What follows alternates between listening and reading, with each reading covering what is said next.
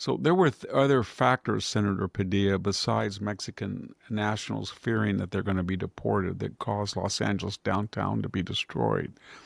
And I don't understand why you're so worried about people from a different country when you're not worried about your own citizens.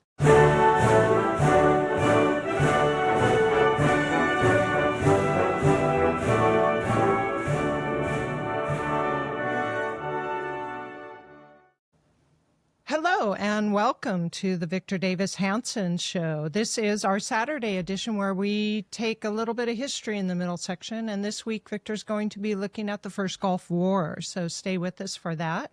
Before that, we have some news to go through, and we have China surveilling countries, and we have Russia threatening nuclear attacks on us. So stay with us, and we'll be back with those two stories. Welcome back to the Victor Davis Hanson Show. Victor is the Martin and Neely Anderson Senior Fellow in Military History and Classics at the Hoover Institution and the Wayne and Marcia Buskey Distinguished Fellow in History at Hillsdale College. You can find him at his website, victorhanson.com, and the name of the website, The Blade of Perseus. So please come join us there for all things and all work that Victor does, these podcasts, his articles, and you can even access links for his books as well. So come join us. So, Victor, Russia has threatened, or at least the former president Medvedev has threatened the United States that Russia could potentially have a nuclear attack. And other things he said, and I thought this was an interesting response by Donald Trump. He says about Medvedev's threat, I guess, but not just nuclear, because he says this. He goes, I don't care what India does with Russia. They can take their dead economies down together for all I care. We have done very little business with India. Their tariffs are too high, amongst the highest in the world. Likewise, Russia and the USA do almost no business together. Let's keep it that way and tell Medvedev, the failed former president of Russia, who thinks he still is the president, to watch his words. He's entering very dangerous territory. And so that was in response to Medvedev's threat that Donald Trump, by giving a deadline to Putin of 50 days and then shortening it to 10 days, was opening a scenario where Russia and the threat of a secondary boycott, the potential targets of Russia would not be confined to Ukraine. So to put that context of Trump's kind of saber rattling, it was in response to a direct threat from Medvedev that Russia would target us. So Trump has a policy we saw with North Korea in the first term. You don't do that. Anybody who threatens the homeland of the United States is going to get a threat back. That said, Medvedev, remember, was president of Russia when Putin flirted with the idea that it was going to be a quasi-constitutional system. He was president during the hot mic in 2012 in Seoul, South Korea. I think it was in March, when that famous hot mic, when Obama put his hand over the mic and said to Medvedev, tell Vladimir that I'll be flexible on missile defense, i.e. I will dismantle it in Poland and the Czech Republic, if he gives me space, because this is my last election. So Medvedev, yeah, I can tell Vladimir that. And the thing we forget about that, they both kept their word.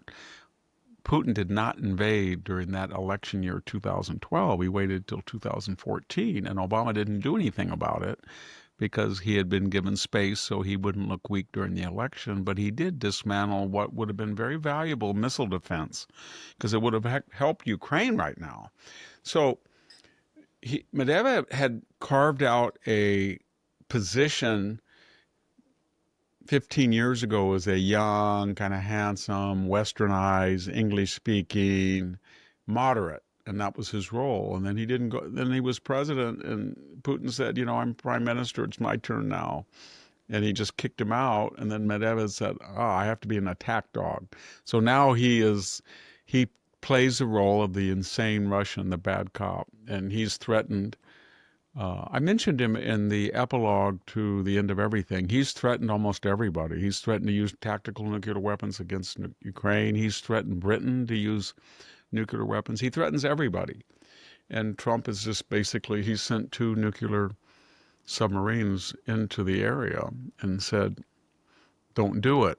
We'll see what happens. The problem with this whole scenario is everything was, if I could use that vernacular, messed up in 2016, 17, with Brennan, Clapper, and Comey fabricating this Russian collusion hoax. Because remember, in 2009, it was Hillary and her team under Obama's direction that said, oh, George Bush was too mean to Putin. The Russians don't like us. They went into Ossetia and they went into Georgia in 2008. And the criticism wasn't that Bush did nothing. He was bogged down in Iraq, unpopular at the time, but that he'd been too mean. So they said, we're going to push this reset button and we're going to be happy and friends. And then they did the worst of both worlds. You do not tell the Russian dictatorship what to do unless you're going to back it up. So they say, well, you're going to be a democracy. You're going to be a democracy. You have human rights. Oh, that's Vladimir. You're killing Russian dissidents. This is terrible. We don't like you. But they didn't. But he had no respect for them. So so they were so upset and humiliated by Russia when they put their head in the guillotine and they chopped it off, that they blamed Donald Trump the next round in 2016. And that Russian collusion hoax that this new troll from Tulsi Gabbard and Senator Grassley and the FBI and John Radcliffe at the CIA show was Putin was mystified. And so was Medvedev and all of them. They said, and it's not that they're not capable of it. They thought, this is weird. We tap into their emails, we tap into these communications, and what do we find? They're blaming us for something that we do everything. But one thing we didn't do is we didn't collude with Donald Trump, because we don't really give a blank who is elected, Trump or Hillary. We can deal with both of them.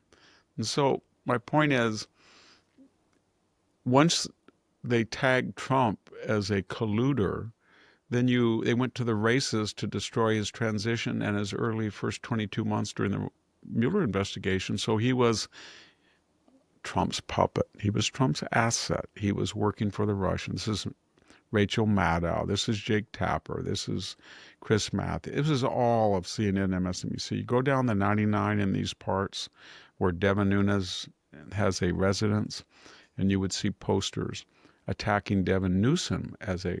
So what am I getting at? As a Russian puppet for defending Trump. So what am I getting at? I'm getting at this. It made it almost impossible to conduct tough diplomacy or any diplomacy with the Russians, because every time Donald Trump met with Putin the first term, Brennan went on MSNBC and said he was traitorous, or Clapper went on CNN and said he was an asset. It was all cooked up. And so the problem was that then Donald Trump, to react against them, said, well, Vladimir and I get along. That set them on fire. He would just troll them. So when he went out of office, they looked at Biden and they said, Biden, we hack. He doesn't do anything. We marshal our armor on the border of Ukraine. He says his reaction will depend on whether it's a minor invasion or not. We invaded during Obama. We invaded during Bush. Somewhere, and we invaded now under Biden. But we didn't invade during Trump because they thought he was crazy. And the result of all this is, what I'm getting at is, it had a lot of ramifications. I'm not saying Trump would have been in a stronger position to deter Putin, or he would have been in a stronger position now to negotiate with him. But when you call somebody a traitor, and he was treasonous with our arch enemy Russia, then it makes it very hard for him to do anything, because he's under this cloud of suspicion. And Russia's done enough evil things in the world without concocting new ones that are not true. And so the result is that Trump came into office thinking that Putin would like a change of direction, because he didn't call him a murderer like Biden did. But he thought he would be tougher than Biden. So he thought, wow, I got the art of the deal down perfect with Putin. I'm not offensive. I don't caricature or castigate him, but I'm tougher and he doesn't try to play me. And then after, the first 6 months, Trump said he doesn't, every time he talks nice to me, we have wonderful conversation, he kills people. Well, Trump has to have leverage, and the leverage is giving aid to Ukraine, and the giving aid to Ukraine is antithetical to the MAGA base. So he's in a bind, and now he's basically saying, okay, we're going to give stuff to Ukraine so that it doesn't end up like Kabul in 2021 and ruin my administration the way it did Biden's, that flight collapse. But I also have to be careful that MAGA people don't want us to spend money halfway across the world for corrupt Ukrainians. And so he's in a tough position. So now he's coming up with this secondary boycott, and that's got involved India because India is buying Russian oil and supplying with them things. And he's saying, I don't really care what happens to India. I don't really care. Correct me if I'm wrong. I think India, though, actually is running a deficit with us. I may be wrong, but I don't know why he attacked India. But nevertheless, the point is the only way you're going to get Russia's attention is to have a secondary boycott. If you have a secondary boycott, it's a little different than a boycott or sanctions. And Russia's the third largest oil producer in the world, and it's producing a lot of oil. So if you want to go after Russian oil, you may cause a recessionary climate in the global economy. You may offend a lot of our neutrals, our friends that are buying Russian oil on the sly, like Germany. And you got to be careful. But what other leverage does he have to get Putin to stop? He said 100,000 Russians have been killed since the start of the year. Wow. He was saying, or you said million casualties. Yes. I noticed a comment by a listener who said that you had your statistics wrong, but I don't think they realized you said casualties and not I did dead not have on the my bad end. statistic. I resent Yeah, that. I don't did think not. so either. I did not. I looked at various sources. They said that from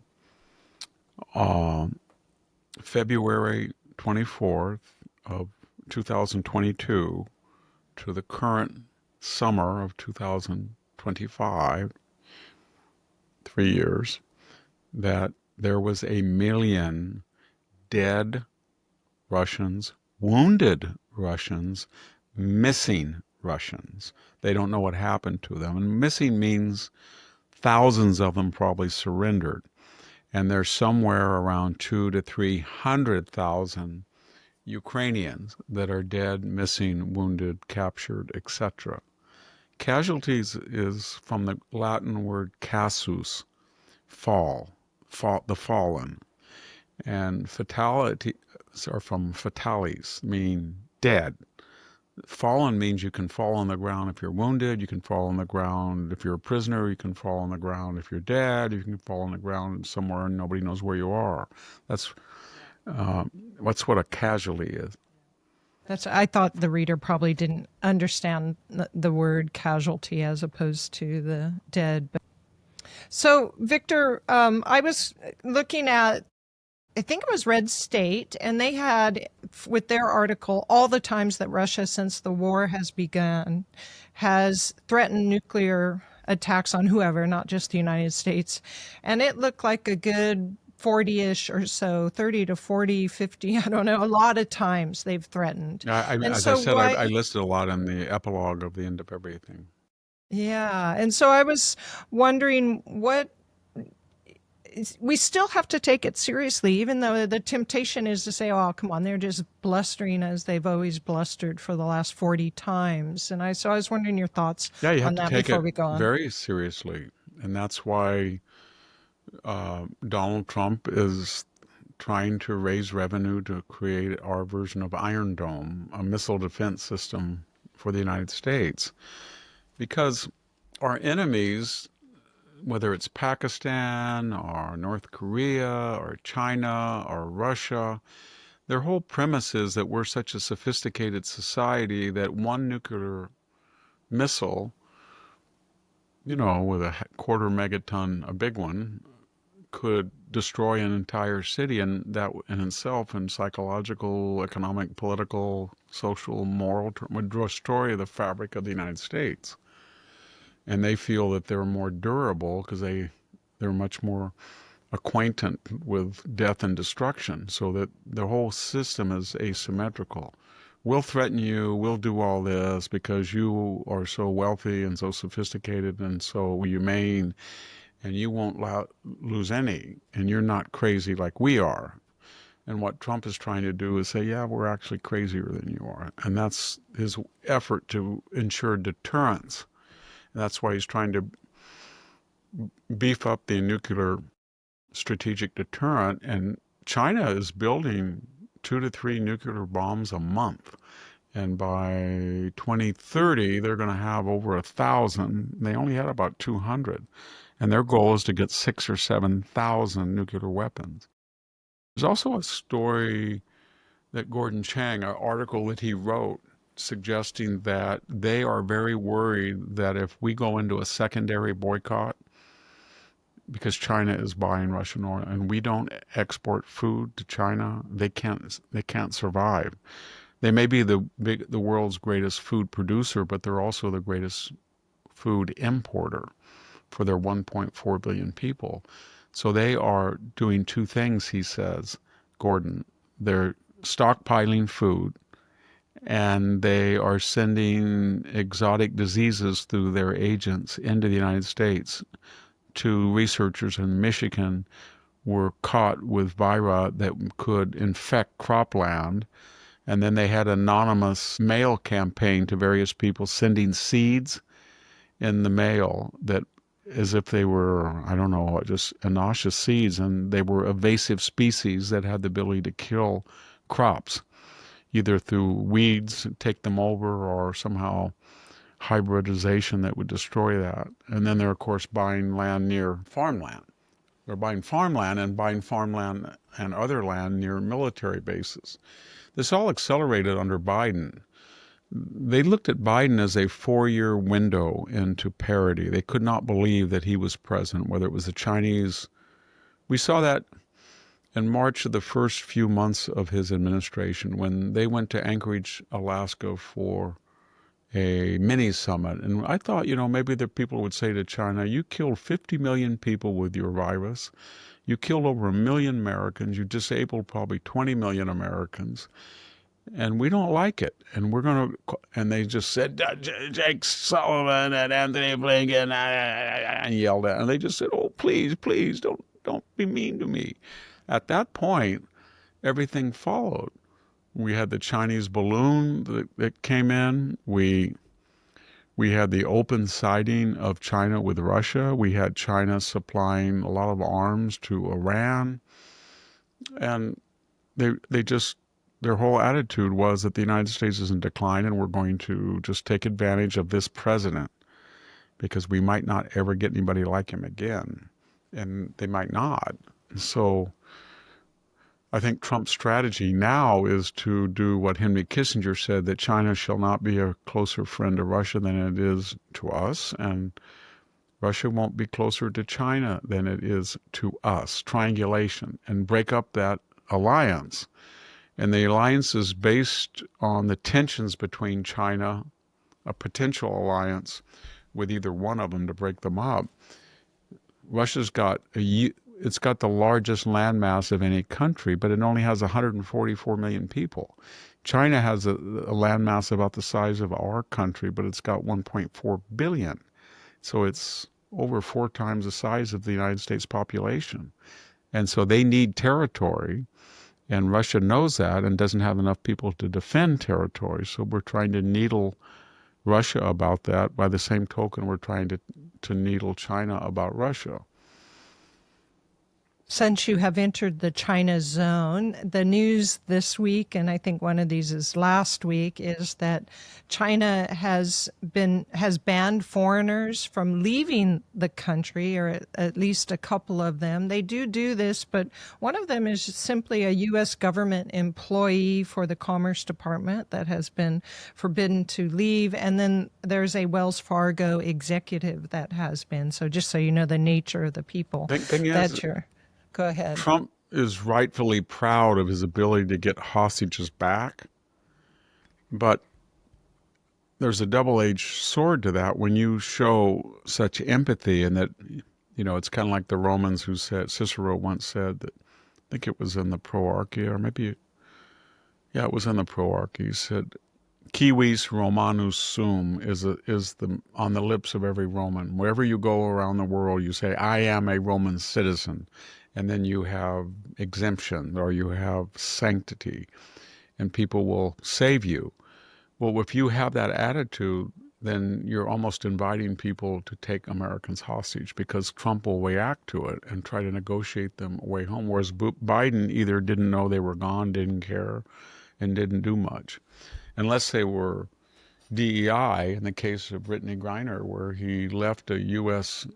former military service person and did everything he could to bring this African-American basketball player home, who, unlike the other person, was guilty of trying to bring marijuana into a totalitarian country where the other guy hadn't done anything. And then the other news on China is that have, I want to say armed, but have equipped regular fishing trawlers with sophisticated surveillance, and they have these trawlers all over the Indian Ocean, not just the South China Sea or anything like that, into the Indian Ocean along the east coast of Africa. And so they're trying to get in the Persian Gulf. I saw one. So they're trying to get information on all these countries for whatever reason. We don't really know. Well, China's whole theory is that they don't have oil. They don't have natural gas. They have some oil, 6 million barrels a day or something. They don't have a lot of natural gas. They can't feed themselves. They're parasitical for scientific technology on the US and Europe, at least for a while longer. But they do have people. So their attitude is, we got all these people, let's use them. So let's send 300,000 students to the United States and make everyone a potential spy. By law, they have to report back when they come home what they found, what they saw, what they know about the United States. And let's put them on ships, and let's have the Belt and Road, the Silk Road, let's put them in every port. If you look at a map of the choke points being places in a time of existential tension, you could cut off the world's commerce. Gibraltar, in and out, Suez, Panama Canal, the Bosphorus, areas in the South China Sea. They're there. They either are they're either operating the port themselves, or they're in a partnership. And they have trawlers and tankers that we've always said were dual use. That they're stationed there, tankers and cargo ships, and they're able to be outfitted with weapons and missiles.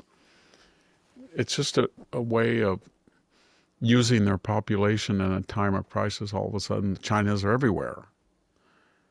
And I don't think that our intelligentsia understands that. I think partly because China's given so much money, I think $500 million in the last 2 years to universities here.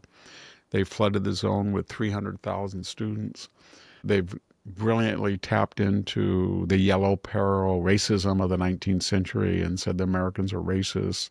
They've used DEI to say they were, part of the DEI exploited minority in American history. They do all of that, and the result is to create a landscape in which they're not treated the way they should be treated. Well, it's China. We were an ally of them in World War II. Mao was an aberration, whatever. But if we were empirical, we would say this is an existential threat to us. They hate our guts. They want to destroy us.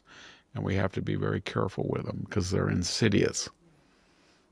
All right, Victor. Well, let's go ahead and take a break, and then we'll come back and talk a little bit about the first Gulf War. Stay with us, and we'll be right back. I would like to take a moment to welcome a new sponsor. Vibrance. The ingredients in Vibrance Super C Serum can replace your day creams, night creams, wrinkle creams, neck creams, and even dark spot reducers. Made in USA of the highest quality ingredients, including vitamin C, hyaluronic acid, vitamin B5, and vitamin E, Super C Serum delivers noticeable results. Simplify your skincare routine. Get a healthier complexion and minimize wrinkles and age spots with Vibrance.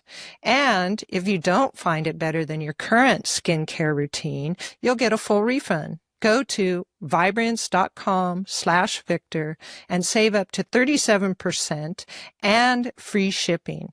That's Vibrance, Vibrance, vibrance.com/Victor. I used it for the first time the other day, and it made my skin immediately feel softer and moister. What a difference. Welcome back to the Victor Davis Hanson Show. You can find Victor on social media. His X handle is @VDHanson, and his Facebook page is Hanson's Morning Cup. So please come join him there if social media is your place to get news. So, Victor, we're anxious to hear about the first Gulf War. And I know one of the big things in that war was the speed with which it was conducted, but also that there were claims of WMD, right? Isn't that? Oh, wait, that was the second No, Gulf War. Did I get it? there were claims of WMD in the second Gulf Gulf War. War, but Yeah, there was that's also right. claims in the first Gulf War because we found nerve gas deposits and bombed them, and that has been a putative cause of Gulf War syndrome. That sarin gas, when it's in the air, can get into the DNA of people and make them chronically sick and give you birth defects in heart valves, leukemia of your children. So we had a lot of soldiers that were in the area when we bombed his first generation WMD and that orange cloud or Agent Orange. We also used chemicals. They had chemicals. We didn't use them. We used bombs to destroy their chemical and nerve depots. And some of that toxicity was Americans were exposed. So we had hundreds, thousands of American soldiers that came back and had mono-like symptoms, fatigue, dizziness, long COVID, kind of terrible thing. The war though broke out because when they took our hostages, they being the new theocracy, Khomeini, Saddam thought in 1980 he would jump in because nobody in the West liked him, and he was a partner of Russia. But if he attacked Iran, he could change the border, get some.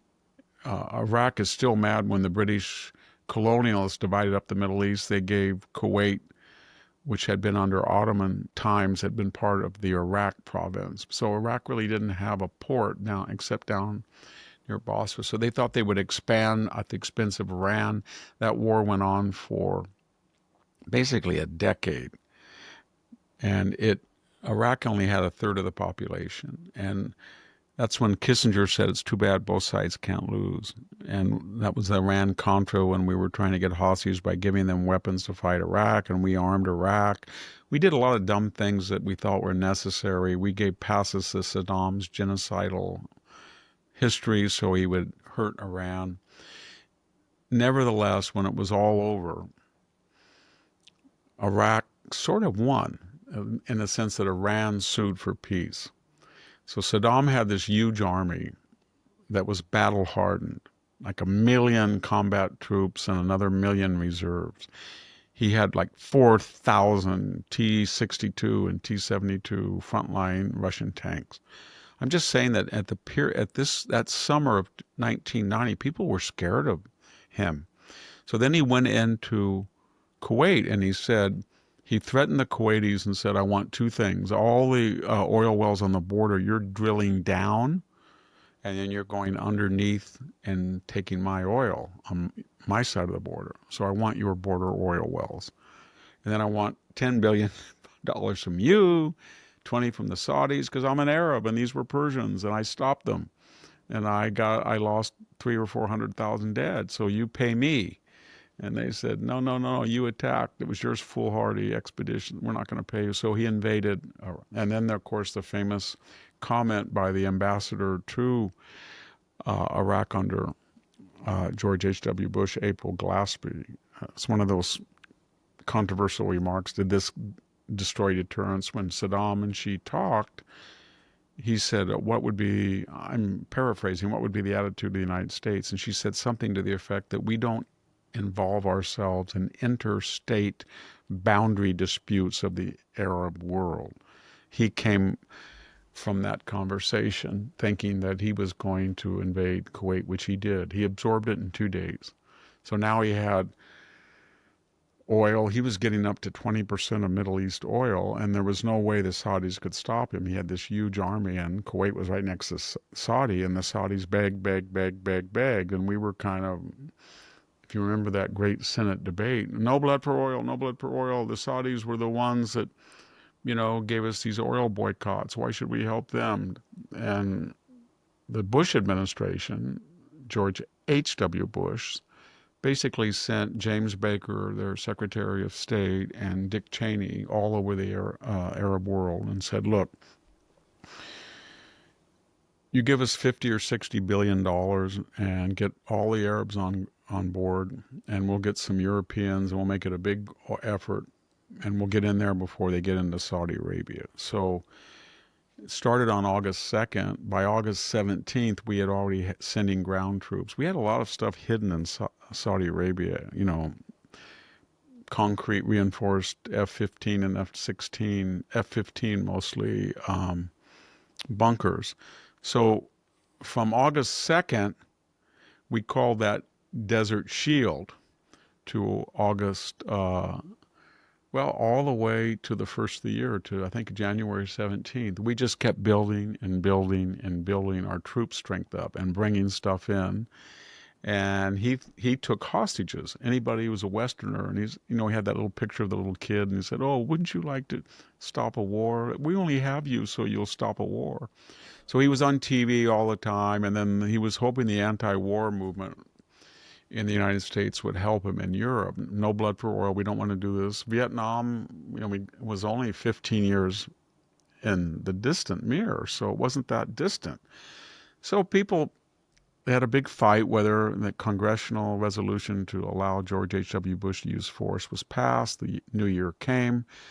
No, we kept trying to, remember they brought in everybody, every leftist, everybody in the world went. It was kind of a joke. You would go from August 2nd to January 17th of the new year in 91, you'd go over to Iraq. And you would pose with Saddam, and he says, I've come back from Iraq and he wants peace. And it didn't work, of course. So then finally they said, that's it. So they started an air campaign. And he had 400 or 500 jets, but they just completely obliterated them. And this was the world's introduction into smart weapons. And this was the Reagan buildup. So he had battleships from World War II he'd refurbished. He had carriers. He had smart weapons. It was a video game war. You could see they would shoot a smart bomb, drop a bomb with a camera, or shoot a missile, and you could see it hit. And they were very accurate because they were smart. And they began attriting Saddam's forces. Every day they'd blow up. So he did everything to stop him. He sent 80 or 90 missiles into Israel, Scuds. And then he thought, oh, the Jews are going to fight with the Americans, and you Arabs, you Egyptians and Jordanians, even got the Syrians on our side. And if the Jews come in, the Israelis, then you'll all flip and join with me. So we told the Israelis, you cannot retaliate. And they didn't. That was the first time in their history they have not retaliated to a foreign attack. And then when that didn't work, he started sending them into Kuwait. I think they killed 20 or 30 Americans. They hit a base. Then they sent them into Saudi Arabia. They were kind of like V-2 rockets. Inaccurate, but had a huge payload, 2,000 or 3,000 pounds. And then finally, General Schwarzkopf. He was the kind of rotund. He sounded like Patton, rotund. And he wanted to go in. He said, you cannot win a war with air power. So at the end of February, we unleashed the ground attack. And it was pretty smart what we did. We took the Marines like they were going, everybody thought we were going to invade by like an Iwo Jima or Okinawa maritime landing on the Kuwait shore. And that's the closest route rather than go way down in the desert and go all the way up through Iraq. But we kind of fooled them. And then we made a big left hook and went around them. And they had these big berms that were, they were dug, all of their armor was dug down into the ground so that you couldn't see them or that you couldn't blow them up. And they went around and they broke through. It was kind of sad in a way. They used bulldozers just to take the 30 or 40-foot berm and just throw them, just bulldoze them over. It was kind of like, I used to have a scraper on a Massey, and at the front you just push dirt. When you have a washed out bank, you can just push dirt and push. They just pushed the whole dirt on top of people and smothered them. And then they just ran around the end run round of the Iraqi forces, and they were headed to Baghdad. The land war only lasted 100 hours, 4 days. And there were three, I'm doing this by memory, there was the Medina Ridge battle, the 73 Eastern battle, and there was another one. And in those three battles, there were more tanks than the Battle of Kursk in World War II. And H.R. McMaster, my colleague, I think he was a captain at Medina Ridge, and his company, or I should say his battalion of tanks, I think there was, I don't know, 9 or 10 Abrams. Every round they shot hit a 72 Russian tank and blew them up. When you look at the tank losses, it was something in those three battles, 700 or 800 tanks they blew up, and they lost maybe 2 Americans. They had greater range, greater accuracy. That was the introduction of the Abrams tank to the world, which is far superior to any other tank at that time. And then when we squeezed them between our force, the Marines in Kuwait and the advancing army, then they had to leave Kuwait. And it was kind of tragic. They had about 2,000 vehicles, and they were stealing clothes and tennis shoes and TV sets. So you'd see these pictures every night on TV of a pickup truck, and it had like 15 TVs in it. And then it was just, they had no air to cover. So they turned the U.S. Air Force on them, and they called it the Highway of Death. And they bombed the last bit of the caravan so they could not turn around, and they bombed the first so they could not go ahead. And then they just wiped them out. And the journalists came in, and there was these horrific pictures of charred skeletons, and everybody got outraged. The actual number of people that were killed was not nearly as much as the media said. A lot of them just had jumped out into the desert and got out. But it was very important, those images, because when Saddam gave up, we did not demand unconditional surrender. Schwarzkopf met him in a tent, and he was trying to be magnanimous. He acted gruff and tough, but when he walked out, Saddam still had air power with helicopters. And we were all bragging, the war was over, and then the Kurds, and then George Bush said, well, I didn't get rid of them. That was the point of the war. You said, but I never said it was the point of the war. I followed the UN. The UN said the point of the war is to get him out of Kuwait. If I try to remove him, the Arab world will get scared because that will empower Iran and radical Islamicists. So I did, and they said, well, he's killing the Kurds. The Kurds rose up because he said, that wasn't my goal, but it could be your goal if you want to rise up to dissidents. So they did rise up, and we didn't help them. And then Saddam said, well, you said I could use helicopter gunship. He just started slaughtering people. And then it went south. And George H.W. Bush had a 90% approval rating. He was a shoo-in by March of 1991 for the November election in 92. But he had also said, read my lips, no new taxes. And then it got worse. And then we had something called the no-fly zones. So we had to play kind of cops and robbers for years with Saddam. So British, French, American jets would fly around the periphery of Iraq to make sure that there were no Saddam jets or he wasn't killing people. And then he'd kind of cheat.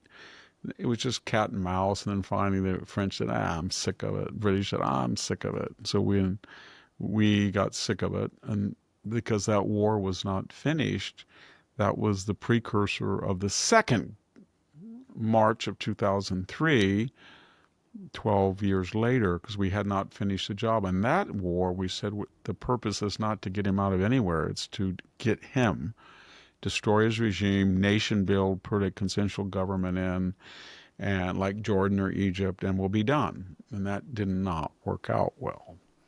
Or maybe it did, because there is a constitutional system in Iraq. They're not at war with us. They're kind of pro-Iranian because they have a Shia majority.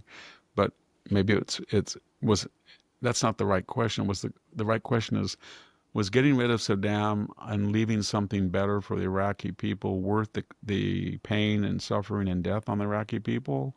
And 4,500 American lives and thousands wounded? I don't think so. Cost of benefit. I don't mean that Are they you didn't. referring to, though, to the second Gulf War when Yes, they actually got yes. rid And of I him? supported that war after it was after 9/11. So the idea was that Saddam Hussein had sheltered Abu Nidal, and he'd sheltered a lot of the um, ki- terrorist kingpins in the world. He supposedly, I believe the CIA, that he had WMD. He may have, and he moved it to Syria. That was one scenario. But and he had violated all the UN sanctions. He had violated, and the UN had said you could remove him.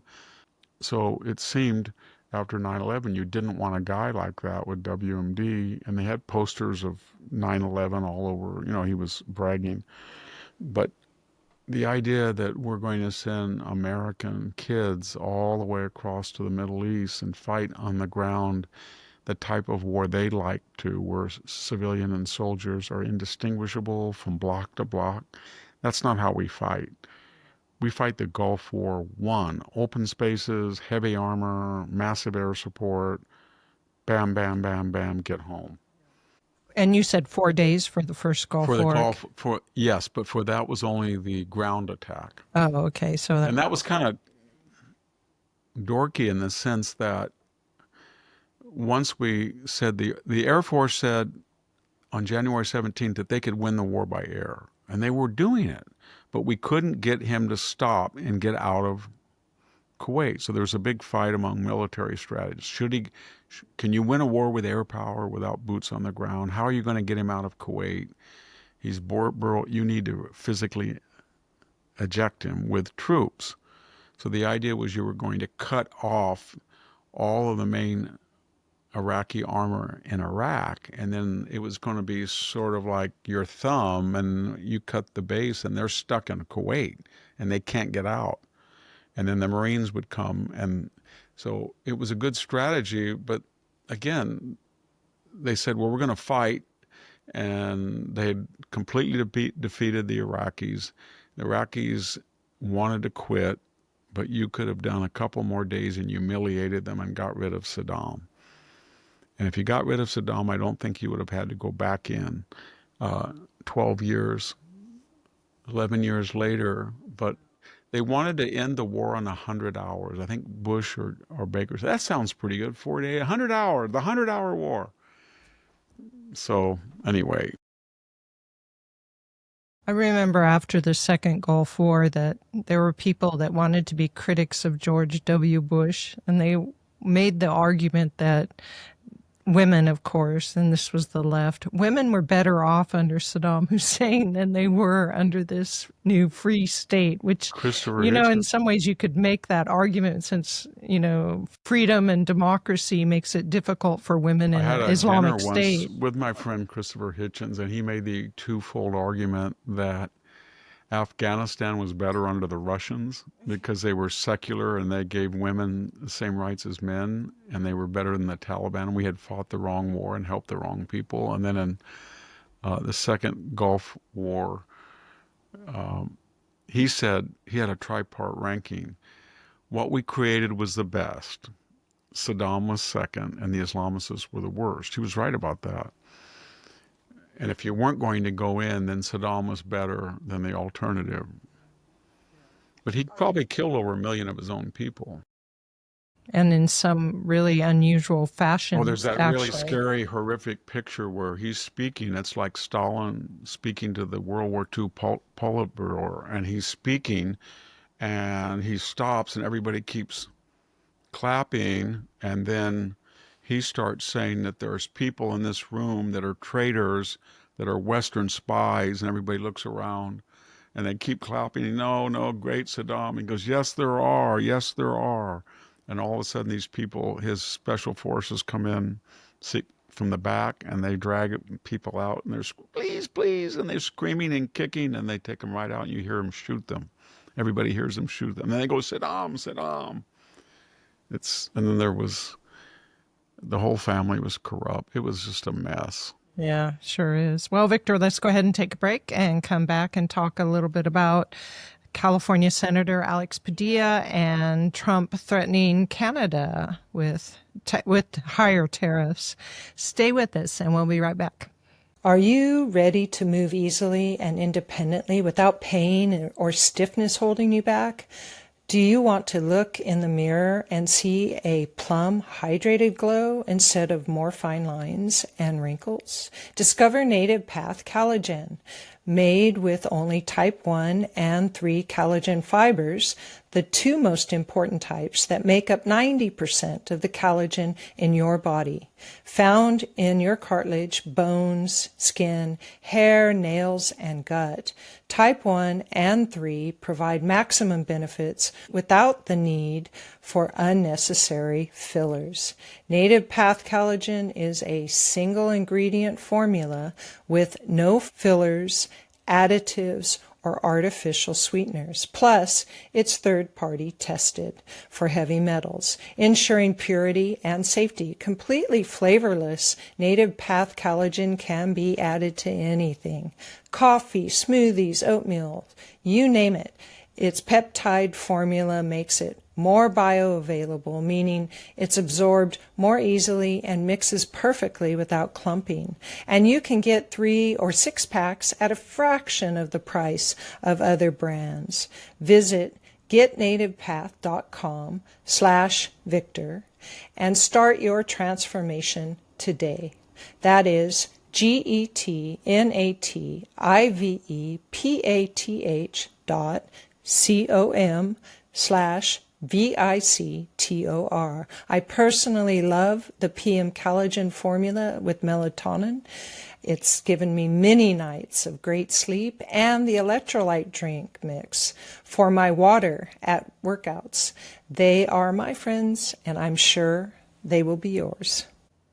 Welcome back to the Victor Davis Hanson Show. You can catch these podcasts on YouTube and on Rumble if you would like to see them in video form. So please come join us. Victor, so our California Senator Alex Padilla has been complaining that the streets of LA are empty because ICE is doing their job. And I thought that was a little bit comic since if that's all who are in the streets of LA, then just as well to get There's them over out. 1 million Mexican nationals in the city of Los Angeles. And in the county, even more. And as I said earlier, about 50% of all accidents are hit and run and believed to be committed by illegal aliens. Senator Padilla was elected by American citizens. He's my senator. He's supposed to represent American citizens. He's not supposed to represent Mexican nationals. I have been Senator Padilla in the last 5 or 6 years, pre and post COVID. I have been to downtown Los Angeles. And I have been to downtown Los Angeles during the downtown renaissance of the 1990s and the early 21st century. It was booming. New high-rises, museums, beautiful parks. And the last 3 times, I live in a time warp. I've said to myself, I got to be careful. I'm going to downtown Los Angeles for an appointment. I've gone there for a doctor's appointment. I've gone there to meet a friend of mine. I've gone there for business to speak at various clubs, the Jonathan Club, the community club. And here's my point. I always thought you had to be careful about traffic because it was so congested. There was no one there. This was before ICE, Senator Padilla. There was no one there. There were two types of people when I got out and walked around. One, homeless people everywhere. Two, Mexican nationals with canteens selling everything from clothes to trinkets to food to coffee, everywhere. But there was no business people. It was deserted, or it was half empty. The stores, I walked down Rodeo Drive at that time. It didn't even look like Rodeo Drive. So there were other factors, Senator Padilla, besides Mexican nationals fearing that they're going to be deported, that caused Los Angeles downtown to be destroyed. And I don't understand why you're so worried about people from a different country when you're not worried about your own citizens. I don't get it. There's an article, as I quoted to Jack, in the recent McClatchy papers that we're dumbfounded. All of a sudden, the emergency rooms are accessible, and you can get a doctor's appointment. This is terrible because it means that illegal aliens are either being deported or they're not using these health facilities. I have an acquaintance that, had a serious cancer problem that was just diagnosed, and he couldn't get to a specialist. And I tried to make an appointment. When I try to make an appointment with a specialist, it's about a year. And a physical checkup is months.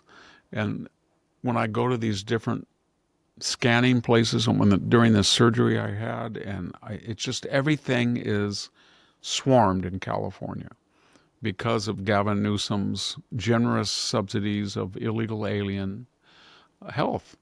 So if you walk across the border and you're one of the 10,000 a day that came across under Biden, you come into California, you get everything.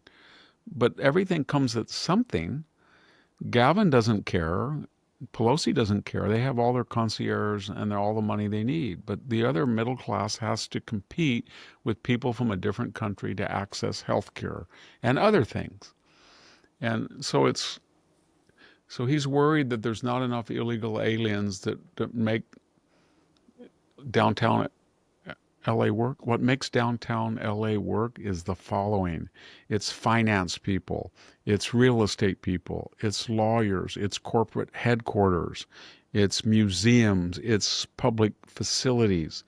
They're not doing that as they used to. Maybe it's the Zoom culture, maybe, I don't know what it is, but a lot of it is people do not want to go down there.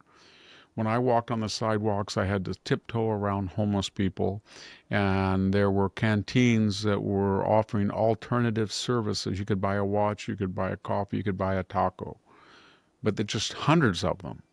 So I don't know what kind of California he wants, and that's what's really scary.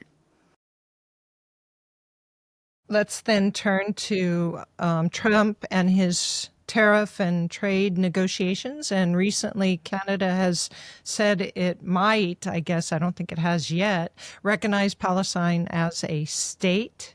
And Trump has said it's going to, if they do that, it's going to make it very difficult to negotiate with them. There's a couple of things there. That's really disingenuous to say we may recognize Gaza as a state. What they're really saying is we're going to recognize the killers, Hamas, as the government, because there's no way to get them out if you do that. They were the ones that caused this entire mess. Everybody would like the people of Gaza to have an open and free election and have an Arab army there to make sure that Hamas is not there. It's not going to happen. So when you say genocidal Israel, they could bring all the food they want to, and they're trying to, but Hamas will kill you if you go to an Israeli food distribution center, and they are afraid of Hamas. There are local tribes of Bedouin-related people in Gaza that have carved out autonomous zones. They're closer to the Israelis than they are to Hamas. I think they have about 600,000 of the 2 million population are autonomous. But when Canada says that, as Europe did, France did, Britain did, Hamas just announced it's not going to even negotiate for hostages anymore. I mean, don't they understand these people are terrorists? They took hostages. They don't give up hostages. They took innocent people and they murdered, raped, mutilated, beheaded, desecrated 1,200 people, and 6,000 of them did it. It wasn't just the Hamas. Once they said, hey, everybody, we're going into the kibbutzes to rape and kill and murder and behead, follow us, they had 6,000 people join in. And so how do you deal with that? You have to get rid of Hamas. And when you recognize a Palestinian state and you do not put a qualifier that Hamas can't be part of it because it's a killer organization, it's like the SS. It's like saying, we're going to rebuild Germany. And the not, well, are the Nazis going to be allowed to be? No. Would we say the poor German people need a post-war state and it's up to them? No, it's not up to them. They started it. So we said to them, you cannot have a Nazi party, period. And so we should say and we do say to Gaza, you can have any government you want, but you got to get rid of Hamas. And Canada can't do that. The other existential question is Trump is getting into iffy ground when he's using tariffs for non-economic purposes. Like he's angry at Venezuela, will put a tariff. We have a crooked judge in Brazil, will put sanctions on him. And what you want to do is create logic, order for the whole world and say, we aim, if you have a surplus with us and if you have trade barriers to us, you're going to have a 15% tariff so that we have trade symmetry. No surpluses, no debits. And when you start using tariffs for political purposes, or you can't come to a reasonable agreement with Canada and Mexico, and we haven't yet.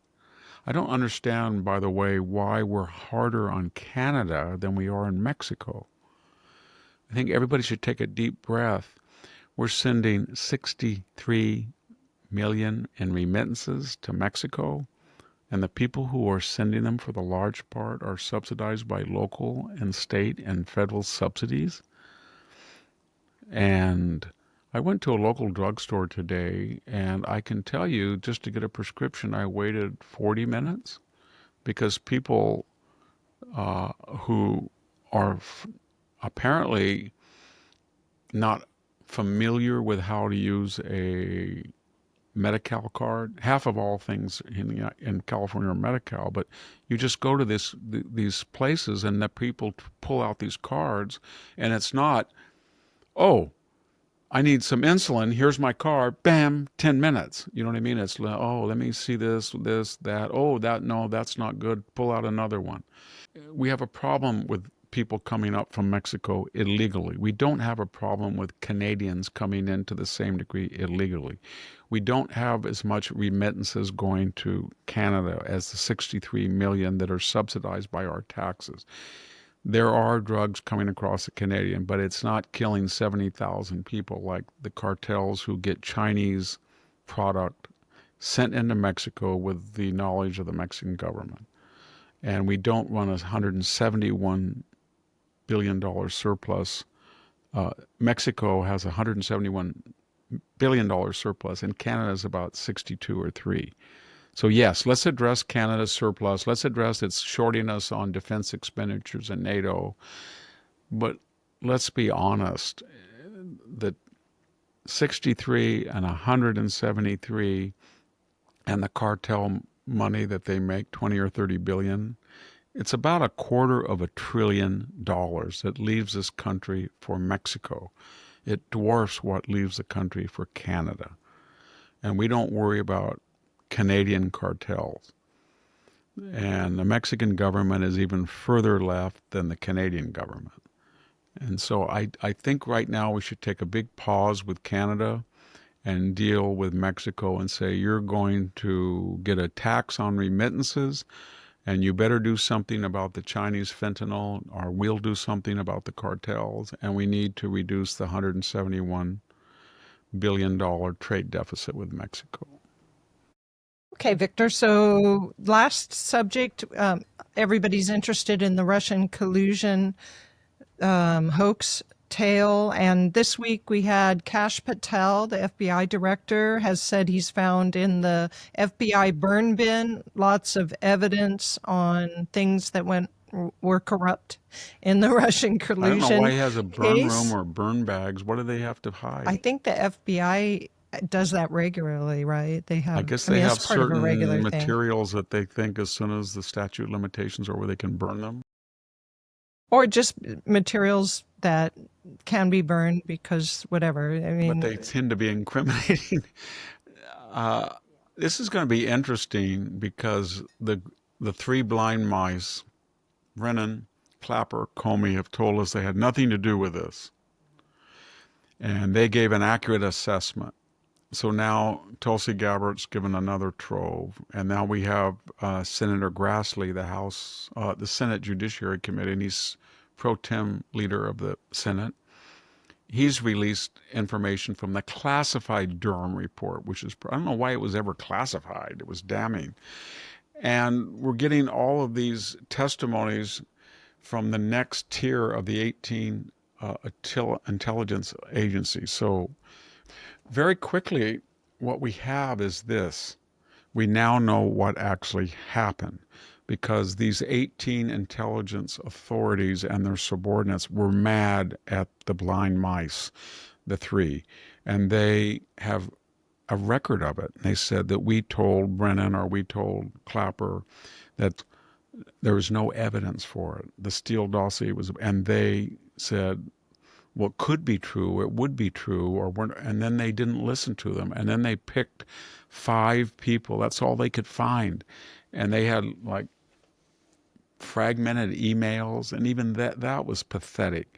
And they did this because after the election, Hillary Clinton's dossier had failed to convince the American people, the Steele dossier, that Donald Trump had colluded. Nobody believed that. So during the transition, Obama took over from Hillary and brought in his 3 intelligence and investigatory heads and said, basically, I got the guy, Trump, you find me the crime, in Berea style. And they said, okay. And they went to their 18 intelligence subordinate and they couldn't find any. So they cherry picked a few and they created a false narrative. Now, this is where it gets interesting. How do we know this and what degree are they criminally exposed? A lot of those people were really angry at them because they were misquoted or they were lied to or they were manipulated, and they're still alive and some of them are still working, and they have been coming as whistleblowers to the Director of National Intelligence, Tulsi Gabbard. So we should expect there's going to be a testimonies from these people that will be supported by the documents. There will be testimony by Clapper and Comey and Brennan that they didn't do this, but it won't be supported by the documents because they won't find any evidence there was Russian collusion in the documents. But they'll find now for the first time, excuse me, that their own people were saying there was no evidence and it's on writing. So now the 3 are going to have to say to all the whistleblowers, you're wrong and those documents are wrong, or they're going to say, you're right. You were right. There was no evidence of Russian collusion.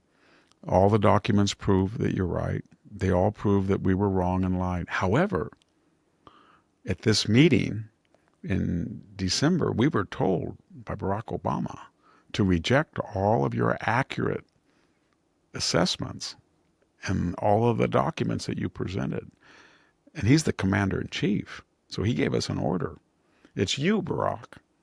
And I think they're going to do that. So then the next question is it a statute of limitations violation? So they're going to be called, it is, because this happened in 2016 and 17, 18. However, they have said so many things on the record and they've lied.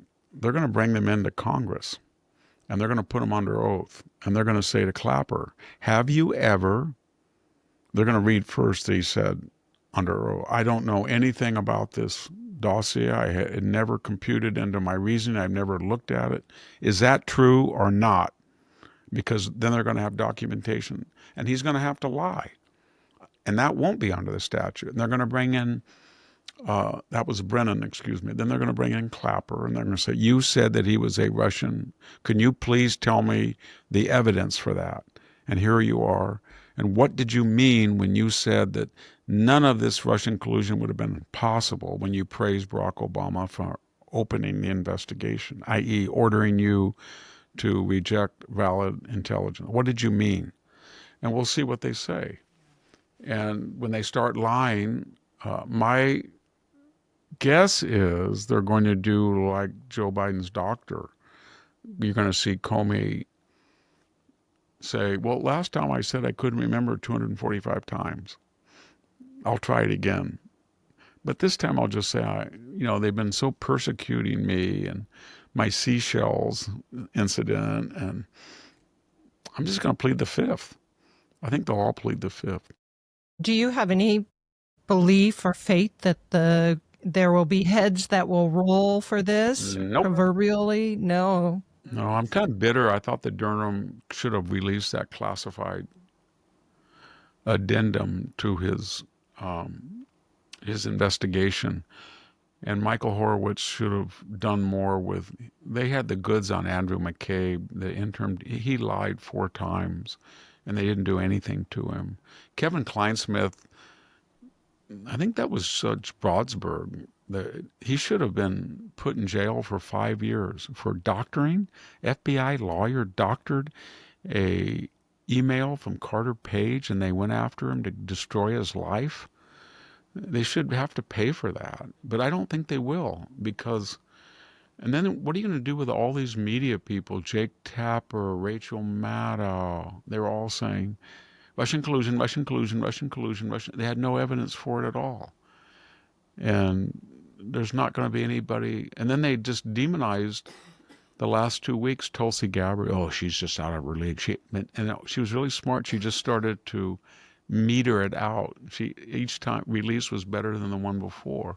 And she's got more because she will have whistleblower testimonies. So everybody's listening. What basically it was that Hillary Clinton wanted to destroy Donald Trump. So she hired, there was an old dossier, a guy that the Never Trumpers had. So she got a hold of Christopher Steele and said, I will pay you, but I got to hide it from the DNC, Perkins Coie, Fusion GPS. And then you get all this dirt on Donald Trump. I mean dirt. He urinated on a prostitute, all this stuff. And then I'm going to contact the FBI. And that's in the Soros, a Soros fund person is talking to people connected with Hillary Clinton and the DNC. And the idea is the FBI will take it from there. So then the FBI, the DOJ, took the dossier and started spreading it around in collusion to the media. And the FBI at one point was so embarrassed. Whether he was a contractor or not, it's kind of murky. There are reports that they were paying Christopher Steele, the FBI, but I don't know if the money actually came from them or just solely from Hillary. But they did offer him $1 million. Finally, they said, you know what? You keep evading us. Just tell us, is this true? We'll give you $1 million if you can bring in third-party evidence. And he didn't want to take them up on it. So that shows you how eager they were to defame Trump. And then the funny thing was the Russians, they had tapped into Hillary's emails, and the Dutch had tapped into their emails. And so we know a lot of the correspondence, and it's really kind of funny to read it. It's kind of like, well, we do anything we want, but my gosh, this is a horse of a different color. Why do they think that we created this dog? Who is Steele? What? We don't care about Trump or Hillary. They're both Americans. We can deal with either one of them. Why are they thinking we could collude with him, but we didn't? Why did we get blamed for? We can get blamed for everything, but we shouldn't get blamed for stuff we didn't do. It was really funny that they're confused about it. Yeah, I know it is amusing, but I think I am, and I think your audience are a little worried that we have to accept this as the detritus of democracy, or how do we because I it's think what worse you than have to do Watergate. is when you have an FBI director prior to Kash Patel, I guess the office said FBI director qualifications, ability to lie convincingly under oath to Congress. Robert Mueller did when he said he didn't know what the former FBI dossier was. Andrew McCabe did. Comey did. And Christopher Wray did too when he about the going after Catholics and school board stuff. He wasn't honest and informants on Jan 6th. I don't know what you do. What do you do with Fauci? That was really funny when I don't know who thought up the pardons because they gave every potential felon a pardon. Milley calling his Chinese counterpart, that was treasonous. Pardon. Fauci sending money over that was illegal to do illegal experimentation on viruses that broke out with COVID and killed 50 million plus. He was pardoned. Francis Collins, his consort, he was pardoned. And Clapper was pardoned. Brennan was pardoned, I think. I think Well, Comey I was, think I don't know if Comey was most of pardoned. us believe that he was only partially aware of the people that were getting pardons at best, if aware at all, because the reason we can assume that is because he did sign with his own pen Hunter's I think pardon. he And signed his so, sister and brother too. yeah, so there were a few exclusive people that he put the pen to the But paper he did on, say he wasn't but going to do it when he was still a candidate. President Biden, there are these rumors that you might pardon Hunter Biden before the election. Oh, I would not do that. No way. I'm not going to do that. I don't know anything about that. I never knew anything about that. all right, Victor. Well, as we do at the end, let's look at a few more comments on yours and Jack's Tuesday episode. So, Cowgal said, loved the farmer rant. People do not realize just how important they are to our survival. And you gave a great talk on that. Mary Gard says, I totally agree with Victor on illegals. If they have been here over 5 years, have a job, no criminal record, and are not on any government assistance, get a green card that has to be renewed every year, but cannot vote unless they are And that's up to citizens. them. Yeah. And they have to pay a representative fine so that we don't reward illegality. $1,000, 2,000, I don't know what it would be. And I just want to do justice to your audience that there were quite a few people that just were of the opinion that they came in illegally, they're criminals, deport them all. And so there were a lot Well, of I comments on mean, that. half of me wants to do that, but I don't want this administration to crumble. And it's 53% right now, 54% want deportations of the way that we're doing it. Criminals first, second, the group that has already been adjudicated and has deportation orders, third, people in gangs, fourth, people who are collateral. So you go into a house, oh, you're a gang member. Oh, you had a hit and run. Who's this person in the corner? Oh, we can't find. Well, I'm not going to let him get off. He's in the house, so I'm going to, if I bump into you, you're going to go. But the problem is that when you get to these people that have been here 20 years and they came here when they're 8. I'm just taking an arbitrary, and they're working. They speak English. They're not breaking the law, other than the immigration law. Maybe be clear about that. And I don't know why they didn't go in and ask for, a green card. And so part of me wants to say it's your fault. You didn't go get a green card. But you're talking about everybody has the wrong numbers. Just forget Joe Biden for a minute. What was the size of the illegal alien? It wasn't 11 million that people had said. They said that when I wrote the book Mexifornia in 2002 and 3. It, people looking at false names filed for Social Security cards and I-9 forms. It was 20 million. And so now we have another 12. There's 32 million people, and that's a conservative estimate. So we're going to have to get we got to deport the 12 million, And then we might get another million or two right off the bat of the pre-existing 20 million that were criminals.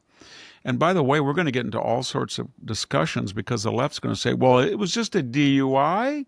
He was just at a bar. He had too many drinks and he kind of swerved and wiggled his red light or something. No. If you're here legally and you've got a DUI, you endangered somebody. Too many people die every day.